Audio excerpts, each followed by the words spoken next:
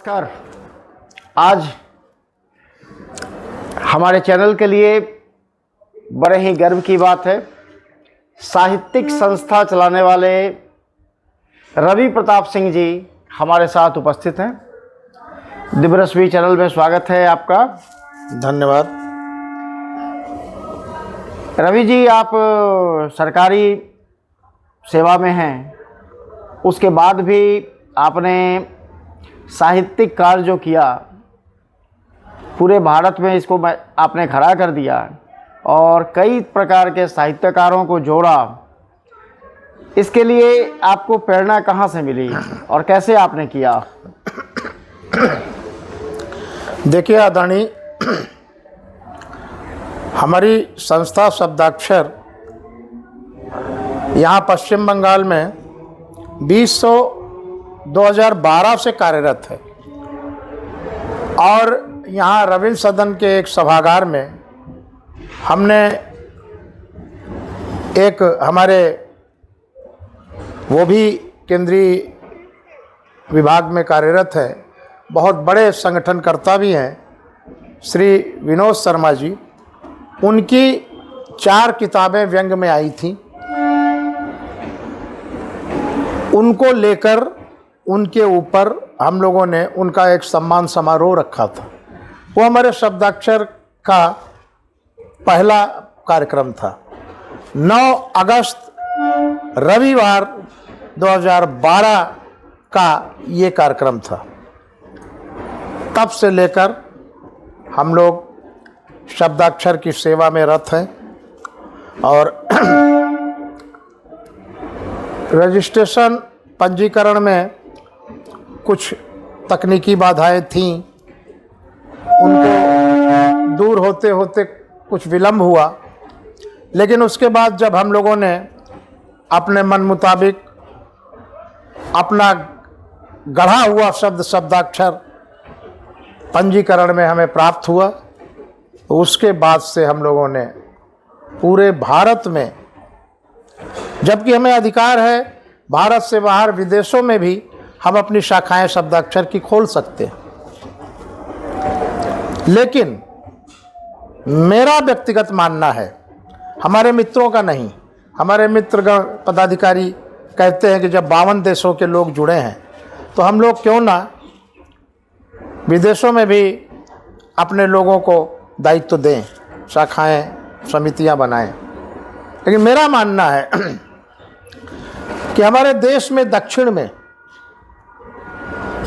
आप हिंदी बोलिए तो आपको होटल वाला आपके बोले गए व्यंजन नहीं परोस पाएगा, ये स्थिति है। मैंने देखा है, तो वो बात मेरे मन में बैठी हुई है। तो मैं सबसे पहले हिंदी अपने देश में स्थापित करना चाहता हूँ और जितना स्थापित है उसको विस्तारित करना चाहता हूँ, और उसके बाद साथ में पद स्थापित करना चाहता हूँ कि इसको मान मिले हिंदी को। और जहाँ तक आपने सरकारी सेवा की बात की, तो सभी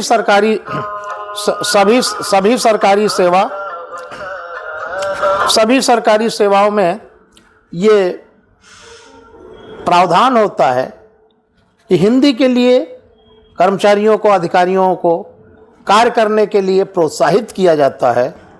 और हमारी संस्था हिंदी की है तो हमें अपने विभागीय सहयोग भी मिलता है और हमें किसी तरह की कोई दिक्कत नहीं आती।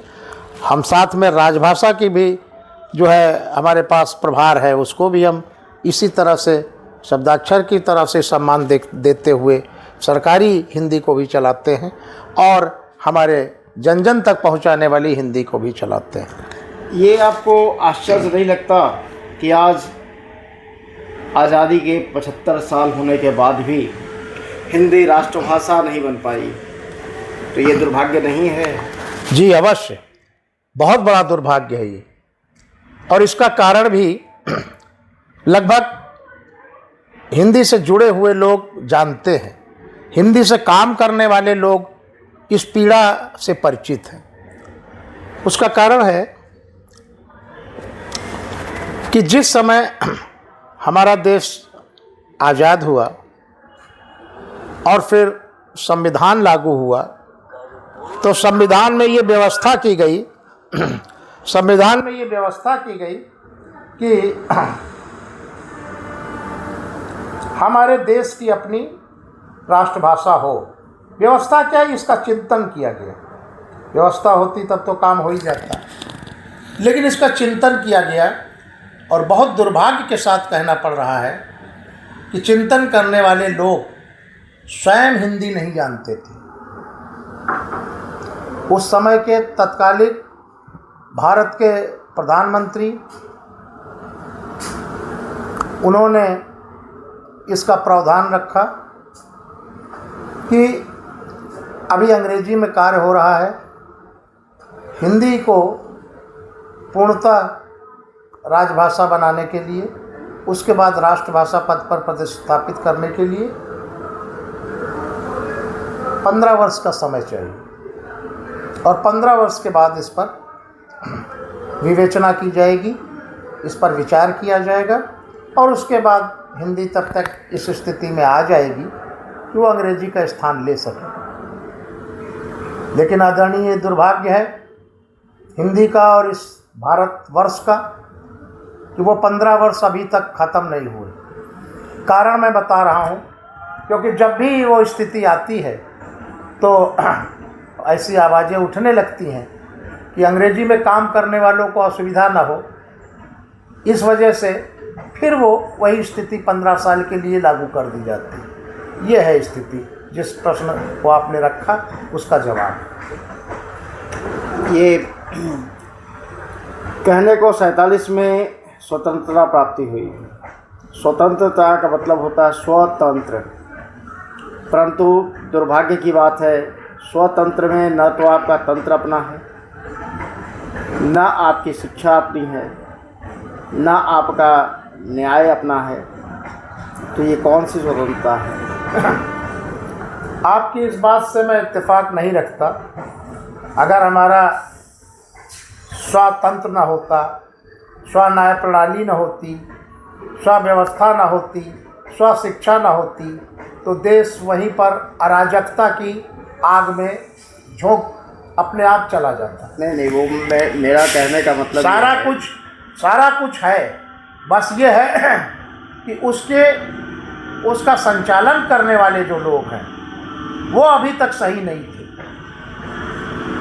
अभी कुछ वर्षों से, लगभग 1 दशक से पहले से जिन लोगों के पास नेतृत्व आया है, वो लोग भरसक प्रयास कर रहे हैं कि व्यवस्था को चुस्त दुरुस्त किया जाए, और जनमानस भी उनके साथ है। लेकिन जिनके हाथ में पूरी तरह से जड़ें बैठी थी, जिन्होंने 60-65 साल शासन किया, और वो मैकाले की जो सोच थी उसके अनुसार देश चलाया, तो दुर्भाग्य है कि वो जड़ें बड़ी गहरी हो गई।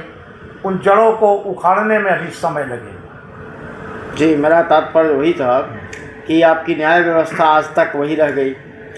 लोग बच्चे को आज भी पढ़ाने में विश्वास रखते हैं मिशनरियों के पास, और पश्चिमी सभ्यता में जो लोग पले बढ़ेंगे, पश्चिम में तो सूर्य भी अस्त हो जाते हैं, तो भारतीय संस्कृति और संस्कार कहाँ से प्राप्त होगा? बिल्कुल सही बात है आपका। इस बात पर मैं समर्थन जरूर करूंगा कि आज एक टैक्सी ड्राइवर, यहाँ तक कि एक रिक्शा खींचने वाला व्यक्ति भी ये चाहता है कि उसका बच्चा अंग्रेजी माध्यम से अपनी शिक्षा प्राप्त करे। उसका कारण है कि अंग्रेजी को छोड़ के किसी भी भाषा को रोजी रोटी की भाषा नहीं बनने दी गई। आज हिंदी ही इतनी समृद्ध है कि वो अंग्रेजी को खड़े होकर हर जगह चुनौती दे सकती है और दे रही है। लेकिन रोजी रोटी के जगह पर आज भी अंग्रेजी को ही स्थान दिया जाता है। तो जब कमाने खाने की भाषा अंग्रेजी को बना के रखा गया है, तो आप कैसे आशा करते हैं हिंदी का प्रेम रहते हुए भी वो अपने बच्चे को हिंदी स्कूल में नहीं पढ़ाता। क्यों? क्योंकि अगर वो हिंदी मीडियम में पढ़ाएगा, बांग्ला मीडियम में पढ़ाएगा, वो तमिल तेलुगु में पढ़ाएगा, बोलियों में पढ़ाएगा, भाषाओं में पढ़ाएगा, भारतीय भाषाओं में पढ़ाने से उसका बच्चा रोजी रोटी नहीं कमा सकता, उसी की तरह टैक्सी चलाएगा, रिक्शा चलाएगा।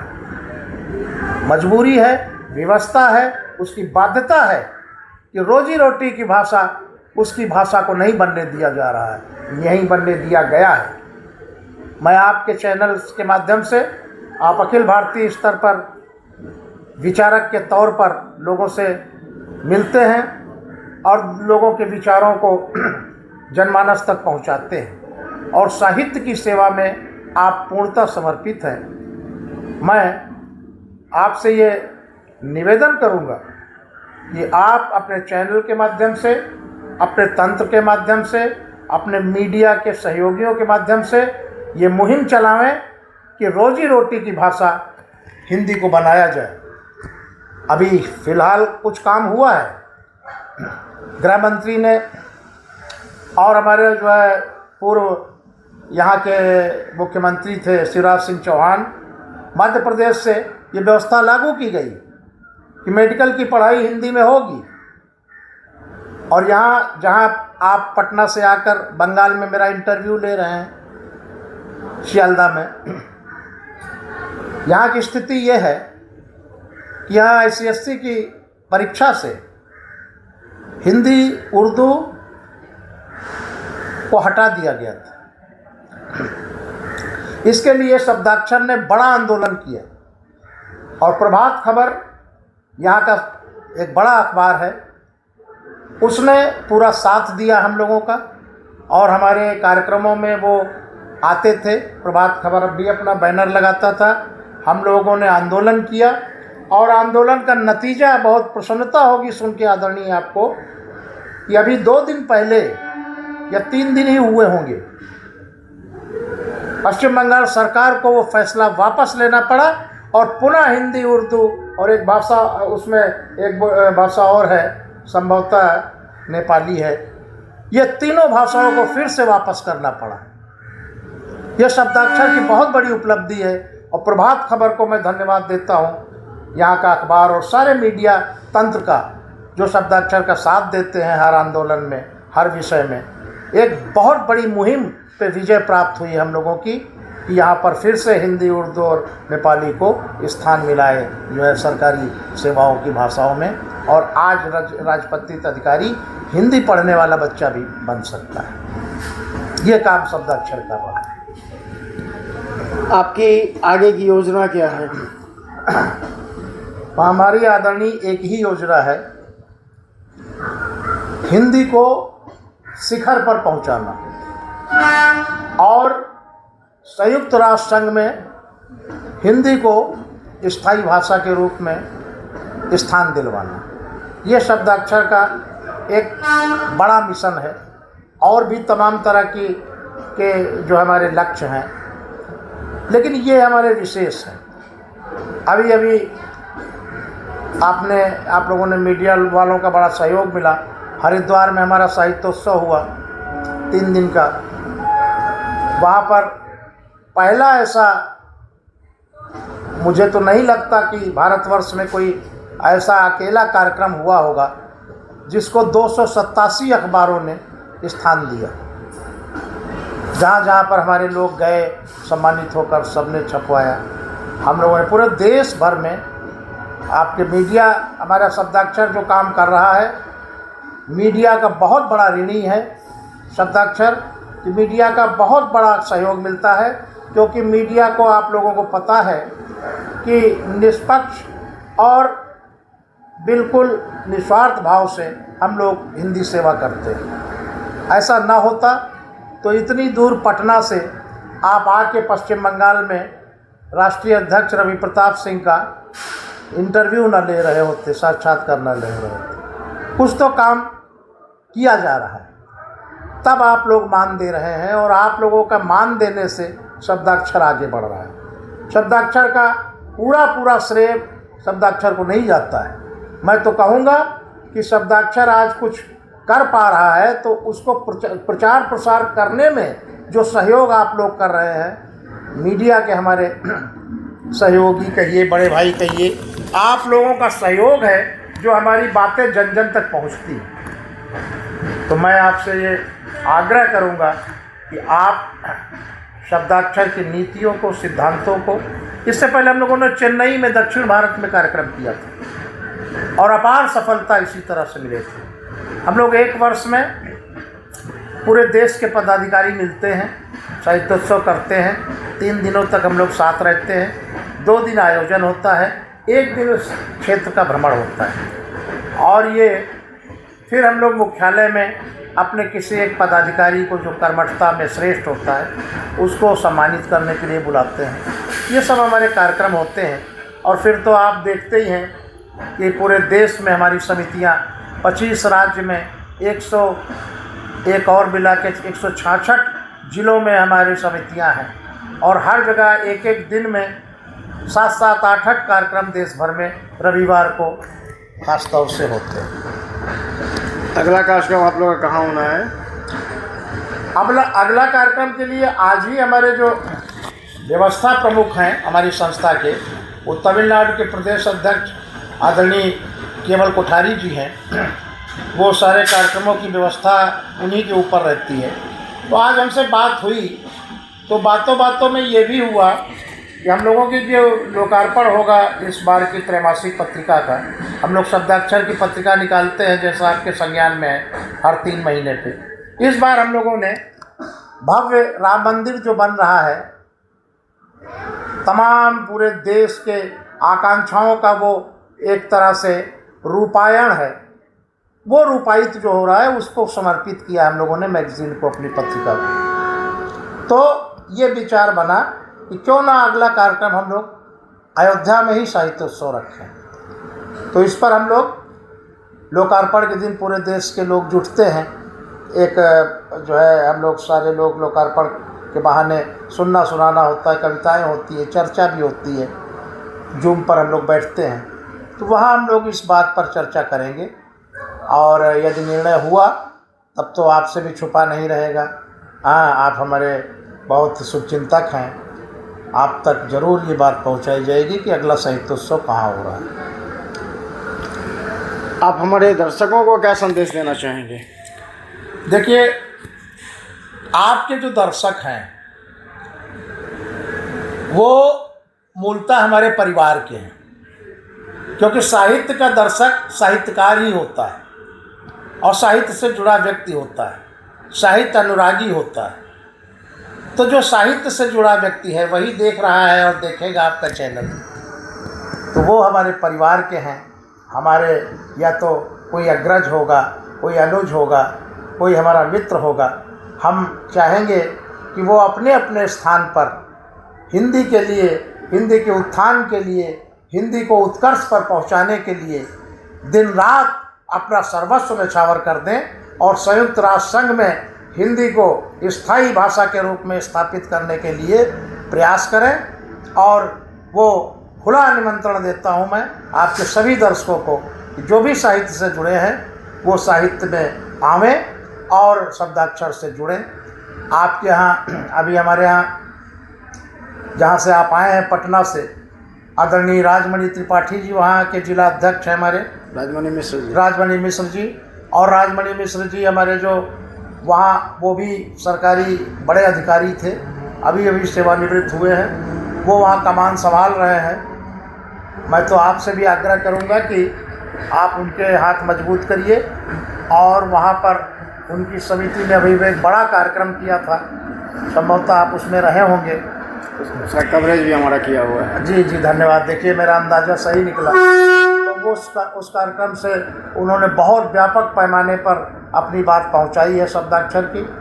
मैं राजमणि मिश्र जी को आपके माध्यम से यहाँ से प्रणाम करता हूँ और आप सबका आह्वान करता हूँ कि शब्दाक्षर पूरे देश में है, आप सब जहाँ भी हैं शब्दाक्षर से जुड़ें, क्योंकि शब्दाक्षर एक मुहिम है, एक लक्ष्य लेकर चलने वाला है और उसका एक ही लक्ष्य है, हिंदी उत्थान।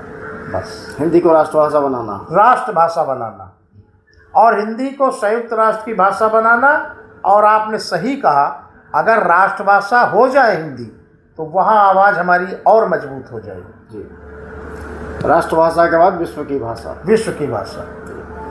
धन्यवाद आपका, आपने अपना कीमती समय दिया। बहुत बहुत आभार आपका। आपको प्रणाम।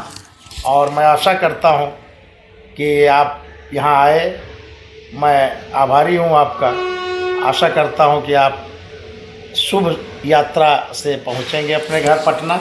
मैं आभारी हूँ आपका। बहुत बहुत प्रणाम। और चैनल के दर्शकों को नमस्कार। धन्यवाद।